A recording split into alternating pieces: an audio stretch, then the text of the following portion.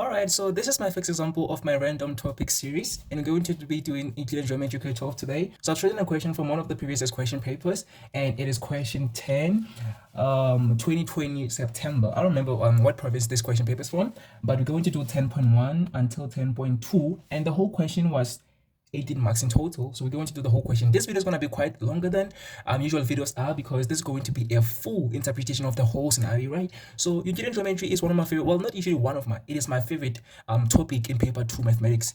Right, so I'm going to make sure that I explain everything in detail, so you're going to have to pay a lot of attention. I don't want to be taking too much. Let us get into it. So 10.1 says in the diagram, well, they've given us a diagram, so please allow me to draw it myself so that I can actually be able to show you everything that I'm going to be explaining. All right, the first part, that's the circle. The second part, that's the triangle.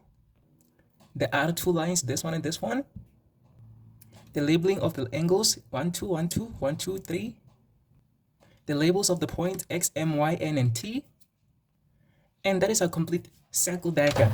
Right, so one thing that I'm going to advise you to do as a grade 12 learner, even when you go to the examination, is please take your colored pencils with you. If you don't have them, I'm going to advise you to buy them now, because you still have a chance with the trial examination and the final examination. So please buy the colored pencils or the highlighters. I'm going to advise you to buy the thin point colored markers or colored pencils, so that you are able to mark or highlight the angles that are the same and the ones that are different, you know what I'm saying? Right, so when I was in grade 12, I did the same. I bought the colored pencils so that I was able to differentiate between the colors. I don't have them currently. I'm going to buy them later. And the other examples that I'm going to be doing, the Euclidean geometry questions, I'm going to have had the colored pencils, okay? For now, you're going to have to excuse me.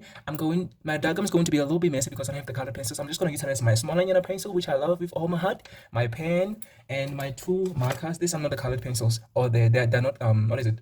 They are not highlighters. These are markers. So I'm going to utilize these two markers, and of course I'm going to utilize my black pen. So that's all that I have for today. But for other videos, I'm going to have improved and have bought the colored pencil. So excuse me for that, but next time I'm going to have improved. Right, so let us get into the question and tackle the questions together. Right, so the same in the diagram, XMN is a straight line, so we have XMN, that's a straight line, that is true, and XT is a tangent to the circle, so we have XT, and they say that it's a tangent to the circle. Right, what do we know about a tangent? We know that a tangent is a line that only touches the circle at one point. It touches the circle only at one point, and we call that point, which is the point that the tangent touches the circle, the point of tangency. So we call that point the point of tangency. Usually we call it the point of contact in paper 1, but in paper 2 we're gonna call it specifically as a point of tangency.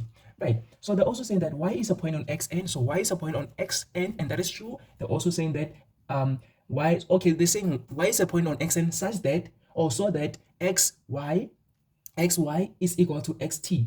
Xy is equal to xt. Oh my god, I didn't actually indicate that, so let me actually just quickly indicate that xy is equal to xt. Right, before we get into the question, let us try to highlight the information that we have so far.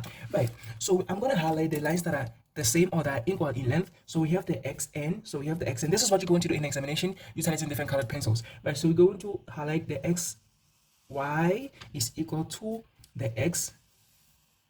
So these two lines here are equal to each other, so we're going to indicate that by this equal lines. Right, so we know that those two lines are equal. Before we get into the questions, we have to analyze our diagram. We have to make sure that we apply all the theorems that we know, and we determine the relationship of the angles and the sides, because this is a triangle and we have to know the relationship between the angles and the sides. So when you're doing a Euclidean geometry question, or when you're tackling Euclidean geometry question, do not rush into getting to the questions. You have to make sure that you understand your diagram first before going to the questions, okay? So that's what you're going to do together. So please bear with me and be patient. Listen attentively, because there's certain things that I'm not going to repeat a whole lot of times, okay? Right, so let us get into it. We're going to start with the first thing that we've actually been provided with, which is the fact that they said that xt is a tangent. So let me actually just extend this a little bit. So I'm going to extend the xt a little bit. So I'm actually doing this zigzag line because I'm trying to indicate that the xy is the one that is equal to xt, not xy is equal to that whole line. Okay, so xt extended looks like that. Okay, so this zigzag line here is xt extended, but xt is equal to xy, not that xy is equal to that whole line. I hope that you understand that, right? So this xt, that is a tangent, is going to form an angle with this chord mt. Okay, so that angle is going to be an angle between a tangent and this chord mt. So according to one of the theorems of circle, we know that the angle between a tangent and a chord is equal to the angle in the alternate segment. What does that mean? It means that this angle here, which is t1, the angle t1 here, it must be equal to the angle in the alternate segment. So we have an angle between a tangent and the chord. Which is the chord? The chord is this one here. This is the chord MT, right? So this angle that is between the tangent and the chord is T1, and it must be equal to the angle in the alternate segment. That means we're going to go straight opposite MT, and that means we're going to go straight to that angle, which is angle N. Because it's only one angle. It is not labeled 1 or 2 or 3. So it's just angle N. That means angle T1 is equal to angle N. What is the reason? There's an angle between the tangent and the chord, and it must be equal to the angle in the alternate segment. So let us write down the information. This is what you do before you get into the questions. When you are dealing with the Euclidean geometry questions in grade 12. Right, so we're going to write angle T1 is equal to angle N. Why are we saying that this angle is equal to that angle? It is because of 10 chord. So the simplest form of writing the reason for that is just going to be 10 chord. So what do we mean 10 chord? We mean an angle between a tangent and a chord is equal to the angle in the alternate segment. So we're just going to simplify that into just 10 chord. By the way, this is a valid reason in grade 12 Euclidean geometry, okay? So just going to be like T1 is equal to N, and the reason is 10 chord. We already know that you know what 10 chord theorem states like, so we're not going to write the full theorem. Right, now that we have written that, let us go to the next thing that we've been given, which is the fact that xy is equal to xt. What can we deduce about that statement? Remember that in paper 2, for every statement you must actually provide a reason. So this statement, which is T1 is equal to N, we must provide a reason for why we are saying that these two are equivalent. So the reason is 10 chord. What about xy is equal to xt? So we have been provided with the fact that xy is equal to xt. What can we deduce about that? So when two lines of a triangle are equal, it means that the whole triangle is an isosceles triangle, right? It means the angle, the triangle xyt or xty or tyx or t, whatever, so it doesn't matter, the order doesn't matter. But this triangle that I'm referring to is this one, including this line here, okay? So this is the triangle that I'm talking about, xyt. So this whole triangle is an isosceles triangle because it has two sides that are equal in length, right? So when you have two sides that are equal in length in a triangle, we know that angles that are opposite those two sides must be equal as well. We call that angles opposite equal sides of a triangle are also equal. Let me repeat that. Angles opposite equal sides of a triangle are also equal. That means because xt is equal to xy, then the angles that are opposite the two sides must also be equal. So the angle that is opposite xt in this triangle is y1. So it is this angle. Okay? It is this angle, this opposite angle. And the angle that is opposite xy is the whole of this angle, which is angle T1 and 2, which I'm just going to refer to as angle YTX. So I'm going to refer to the angle T1 and T2 as angle YTX or XTY. I love starting with X because X in an alphabet comes before Y. So I'm going to start with X and say TY. So that means this side here has an opposite angle XTY. So we're going to be like XTY is equal to Y1. The reason is angles opposite equal sides are also equal. So we're going to be like angle Y1 is equal to angle XTY. Why? What is the reason? The reason is angles opposite equal sides. So this is our reason. Remember that we're doing this before we get into the questions. We're giving ourselves a little amount of work to actually do when you get into the questions, okay? So this is what you should actually do before you get into the question. We call this analysis or interpretation. So you are just analyzing the question, right? So y1 is equal to xty because angles opposite equal sides are also equal. So we're not going to write the full reason. We're just going to say we're just going to write the abbreviations to make sure that it becomes as short as possible, right? So this is all that we've been given. We were not actually given anything else. That's all that we know. We know that this is a tangent and these two are equal. That's all that we know. We don't actually have anything else, okay? So we're going to go to the questions now that we have done our full analysis. How do we know that we have done our full analysis? We know that we have done our full analysis because there is no more information that we have been provided with that we have not dealt with, okay? So everything that we have been given as an information, we have dealt with it, and we have done ourselves little work so that this becomes easier for us to determine when we tackle the questions. Right, I hope that you're going to I hope that you're still with me and you're going to be patient to watch the video until the end, because we're going to tackle the questions and everything's going to be so interesting. It is so satisfying when you get the questions correct when you're doing Euclidean geometry, because you have to think. This is one of the topics where you have to think, you have to utilize your brain. Of course, you are given the theory, but you're going to have to utilize that theory to apply it, and it is so satisfying to get the questions correct. Right, so let us get into the questions. So 10.1.2, fortunately enough, we only have 4 questions. Right. Oh my god. Okay. So sorry about that. Anyway, 10.1.1 says prove that, okay, for 10.1.1 and 10.1.2, we have to prove those two statements. So they sent to us, prove that YT bisect MTN. So where is YT? Okay. So we have to go to the diagram and identify YT. So the saying YT bisect MTN. So let us first go to YT. So YT is here. So maybe highlight the YT. Okay, let me actually utilize a zigzag line. So this is the YT. I just already apologized for utilizing the similar colors, okay? But you're going to have to pay attention. I'm so sorry about that. I should actually have utilized different color pencils, but I don't have them at the moment. So please bear with me and be patient. I hope that you're going to be able to follow everything that I'll be doing. right? So this is the line YT that I'm talking about. So they're saying that we should actually prove that it is it bisects MTN. Where is MTN? MTN is here. M, then we go to T, then we go to N. That means they're talking about this angle here. MTN. One thing about Euclidean geometry, you have to follow the order of the angles or the sides that have been mentioned. So if they say MTN, do not say TMN. Don't do that. Go to M, then go to T, then go to N, and be like, okay, that means they're talking about this angle that is between the MTN and the TN. So they say prove that YT bisect MTN. So bisect means you share something into two equal parts. So because this is an angle, we want to prove that this line YT bisects, meaning it shares this angle into two equal parts. That means this angle on this side here must be equal to this angle on this side. That is what we are required to prove. We are required to prove that this angle T2 is equal to this angle T3. If we prove, okay, well, let me actually write down what we are required to prove. So 10.1.1, we are required to prove what? We are required to prove that T2, which is this angle, is equal to T3. Because if YT bisects MTN, then these two angles must be equal, which is T2 and T3. So this is what we are required to prove. How are we going to prove? This is the question that we're going to answer. So how are we going to prove that this T2 is equal to T3? We're going to have to first focus on T3 and then determine what it is equal to, and then go to T2 and determine what it is equal to, then compare the answers. If they are equal to the same value, then they are equal. Therefore, we'll have proved that T2 is equal to T3, and therefore YT bisect MTN. I hope that you understand the steps that we're going to take. Right, now that you understand the steps that we're going to take, let us go through the steps together. Is there anything that we've been provided with? Nothing that we've been provided with. The only thing that we've been given is the fact that the xt is a tangent and the xy is equal to xt. That's all that we've been given, and we have actually deduced the two statements regarding the information that have been given. Right, so this is all that we're going to rely from to be able to calculate anything that are going to need us to calculate. Excuse me for a second. All right, I'm so sorry. I just had to do with something very, very quickly, right? So let me erase this because this looks a little bit messy, but I hope that we're still on the same page, right? So we want to prove that T2 is equal to T3. So this is how we're going to go about doing that.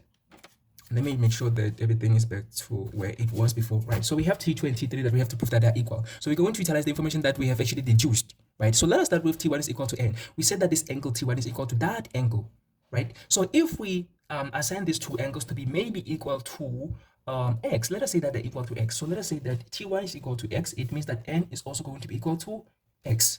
Should I write that with a pen? I don't know, because I don't think you're going to be able to see because of my light. There's going to be a lot of lighting that is going to affect the quality or the visibility of this thing that I'm going to write here. So let me quickly just improve that by writing this with a pen so that we can see. Let me utilize my hand. Okay, so let me utilize a pen instead. So the angle N, let us say that is equal to x. We're just letting x, the T1 equal to N equal to x. So we're just saying let T1 equal to N equal to x. So we're just letting both of them to be equal to x. So that means this T1 is also equal to x. Right, now that we have written T1 and N in terms of x, we're going to forget them, and then we're going to go to this, which is y1 is equal to xty, and they're both equal because they are angles opposite equal sides, right? So we're going to assign them y because we do not know their values, right? So we're going to be like this angle here, y1 is y, and then it is equal to the whole of xty. So that means this whole angle here, this whole angle here is equal to y. It is equal to y. Right, now that this angle is equal to y, it means this angle T2 must be equal to the whole of this angle y minus this one, which is x. Does that make sense? Let me quickly just draw that so that you can see. So we have this triangle here. We have this triangle here, something like that, right? Yeah, and then, wait, let me see. Okay, and then we have this line here. So we are saying that these two lines here are equal. Right, that means this angle here is equal to that whole angle there. So if this angle here, which is okay, we have y, we have x, we have t. If this angle here, we say that it's y, it means the whole of this angle here, the whole of this angle is also y. But we know that this angle here, this angle is equal to x. We just let it equal to x. So if this angle is equal to x and the whole of this angle is equal to y, it means this angle must be equal to the whole of that minus just this portion. So it's going to be equal to y minus x. That means T2 is equal to y minus x. You get it? I hope that you do. Right. So T2 is equal to y minus x. Right. So we have determined that T2 is equal to y minus x. What you just have to do is prove that T3 is also equal to the same y minus x. If we prove that T3 is equal to y minus x, then we deduce that T2 is equal to T3 and they're both equal to y minus x, and therefore mt bisects x ty. Right. So what we have done is let T1 equal to n equal to x. Why are we saying that they're equal to the same angle? It is because of that reason, which is 10 chord. Right now we are answering formally, right? And then after that we go into this is a statement, that's the reason we will actually get marks for it. And we're also going to let y1 equal to xtn equal xty equal to xty equal to y. And we're going to say the reason is angles opposite equal sides. Now that we have done this, we are going to be like, well, since this is equal to that, and we have actually assigned T1 to be equal to x, then it means that, well, we know that T and xty, which is the whole this angle, is equal to T1 plus T2 is equal to T1 plus T2. So T1 plus T2, they are equal to the whole xty. So they're equal to the whole xty. We don't need a reason for this because xty is equal to sum of these two angles, right? So we're going to be like T1 is equal to x. So we got x plus T2. X plus T2, I hope that is still following, is equal to xty. So we know that xty is equal to y. That's what we have actually assigned it to be equal to, right? So we have xty is equal to y. Therefore, because we want the we want the T2, we're going to make T2 the subject of the formula by taking the positive x to the left and to the right hand side, which is going to make it negative. So we're going to have y minus x. Now we have T2 is equal to y minus x. The only thing that we just have to prove now is that T3 is equal to y minus x. If we prove that T3 is equal to y minus x, then we'll have actually proved that mt bisects x t y. Okay, so I'm going to make this first part of the video, and the other videos are going to follow after this one. So I'm going to do each question respectively, and I'm going to divide the videos according to the question. So I'm going to do 4 videos for only this question. So this is going to be the first video, and it's going to be of the first question. I hope that we are clear with that. Right, so let us go to the next part of this, which is proving that T3 is equal to y minus x. All right, so for us to be able to prove that T3 is equal to y minus x, we have to consider the triangle which T3 is equal to, the very same way we have considered the triangle which T2 is equal to. Remember that T2 is part of this whole triangle, which is xty. The very same way we have considered the triangle which T2 is equal to, which is xty, we're going to have to consider the triangle which T3 is inside, which is which triangle? It is this triangle. So T3 is inside this triangle. T3 is inside this triangle here, this triangle that I've just drawn there. Okay, so we have this angle y2, we have this angle T3, we have that angle n, which is x, right? So we're going to maybe do a sum of all angles, right? So how are we going to be able to determine T3? We're going to have to be able to determine T3. We're going to have to utilize sum of angles in the triangle, but we'll have to have the other two angles. So far we have the x, which we have the n, which is equal to x. Do we have the y2? No, we don't have the y2. We don't have the value of the y2, but we can actually determine the value of the y2 because we do have y1, and these two angles are adjacent angles on a straight line. So these two angles are adjacent angles on a straight line. Some other learners call it sum of angles on a straight line. It is also acceptable. So you can say there are sum of angles on a straight line, or they are adjacent angles on a straight line. We know that their sum has to give us 180. So that is what we're going to utilize to determine the y2. So we're going to be like y1 plus y2. They definitely gotta give us 180 degrees. Therefore, y2 is going to be equal to. Then we're going to calculate that. So we're going to be like, okay, let me shift my camera a little bit down so that you can be able to see the calculation. Or let me go to a little bit to the left. I don't know. Now let me go down. All right, so we're going to be like, well, y1 plus y2, they have to give us 180 degrees. And what is the reason for that? Remember that for every statement, we're going to provide the reason, right? So the reason for this is the fact that these two angles are adjacent angles on a straight line. And they got to give us 180, of course, right? So this is the reason, adjacent angles on a straight line. So we don't know what the value of y1 is. We know that y1 is equal to y. That's what we have actually assigned it to be equal to. So we're going to where we see y1, substitute y. Then we're going to be the y plus y2, which we don't know its value is equal to 180 degrees because we want the y2. Why do we want y2? We want y2 because we're looking for T3. And for us to determine T3, we have to determine all angles first. So far we have the n, which is x. We need the y2. That is why we determine the y2 first, okay? So we're going to make y2 the subject of the formula. Therefore, we're going to take the positive y to the right hand side. It's going to become negative. So we're going to have 180 degrees minus y. Now we have the y2. y2 is equal to 180 minus y. Now that we have the y2, we're going to be able to determine the T3 by utilizing the sum of angles in a triangle. So we're going to be like T3, which is the one that we are looking for, plus the y2, plus that n. They must give us 180 degrees. Why? Because this is a sum of angles in a triangle. So for those who cannot really see what we have done, we have focused on this triangle, which is TYN. So in this triangle TYN, this angle here, T3, plus this angle here, Y2, plus that angle there, N, they have to give us a sum of 180 degrees. So this is what we have actually done there. Right. So the only angle that we don't have is T3, which we are supposed to determine. So I hope that we're still on the same page regarding that. Well, let me actually go back to where I was. Okay, we was here. So the T3 is the only angle that we have not determined yet. So we're going to determine it. So we have T3 plus Y2, we just determined to be 180 degrees minus Y plus N. So we said that N is equal to X. So we're going to assign it X, which is equal to 180 degrees. So to make to determine T3, we're going to make it the side of the formula. So we're going to be like T3 is equal to 180 degrees, which is this one, minus everything. So, well, taking everything to the right hand side, that's what I actually meant. So we're going to take 180 degrees to the right hand side, it's going to become negative. So we're going to have negative 180 degrees because it was positive on the left hand side. And then we're going to have a positive Y on the right hand side, it's going to become plus Y. And then we're going to have a negative X on the right hand side, it's going to become negative X. Right, so T3 is going to be equal to 180 degrees is going to minus 180 degrees. So 180 degrees minus 180 degrees is 0. And then we're going to have positive Y minus X. Therefore, we're going to only remain with Y minus X. Now we have T3 is equal to Y minus X. Remember what we said? We also said that T2 is equal to Y minus X. Therefore, these two are now equal. We have proved that they are equal. Now that we have proved that they are equal, it means vele MT. Well, for those who don't know what vele means, it means indeed. So indeed, MT bisects XTY. Okay. So now that we have proved that, we're going to be like, this implies that T3. Well, not actually this implies. I'm so sorry. I forgot my mathematics terms. I'm supposed to say therefore first. Implies or always comes after therefore. So we're going to be like, therefore, T2 is equal to T3. Why? What is the reason? Remember that in paper 2, for every statement, we got to provide a reason, right? So why are we saying T2 is equal to T3? Because they are both equal to Y minus X. If you do not do this, you can just say proved. Why do we say proved? Because we have proved that they are both equal to Y minus X. So you can either say both equal to Y minus X, or you can say proved. I don't know. I feel like my camera is actually blurry. Let me try to fix it.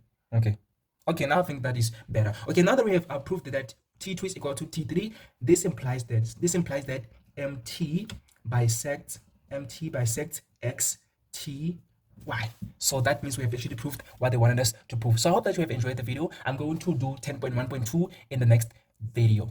Thank you.